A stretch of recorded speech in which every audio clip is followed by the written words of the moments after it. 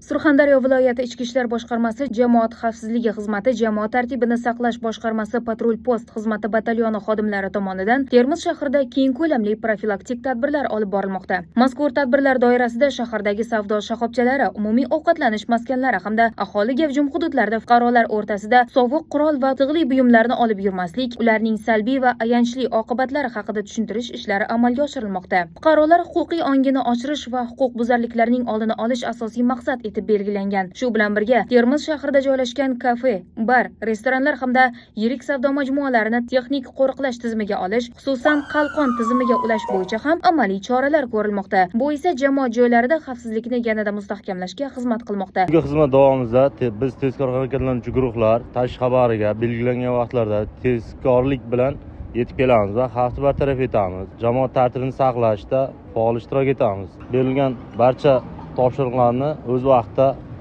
bartaraf etamiz. Shuningdek, yo'l patrul xizmati xodimlari tomonidan nazorat postlarida patrul post xizmati xodimlari bilan hamkorlikda xizmat olib borilib, transport vositalari va fuqarolar harakati ustidan doimiy nazorat o'rnatilmoqda. Yo'l harakati xavfsizligini ta'minlash, qoidabuzarliklarning oldini olish hamda jamoat tartibini saqlash borasida keng qamrovli profilaktik ishlar amalga oshirilmoqda. Mangizlar yo'l patrul xizmati maskanida tungi xizmatga jalb qilinganmiz.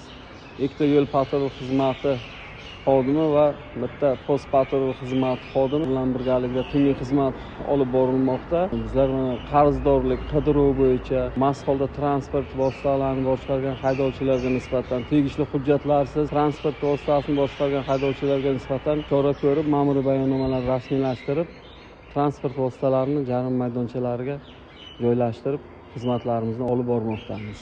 O'tkazilayotgan ushbu tadbirlar hududda jamoat tartibini saqlash, jinoyatchilikning oldini olish hamda fuqarolar xavfsizligini ta'minlashga qaratilgan.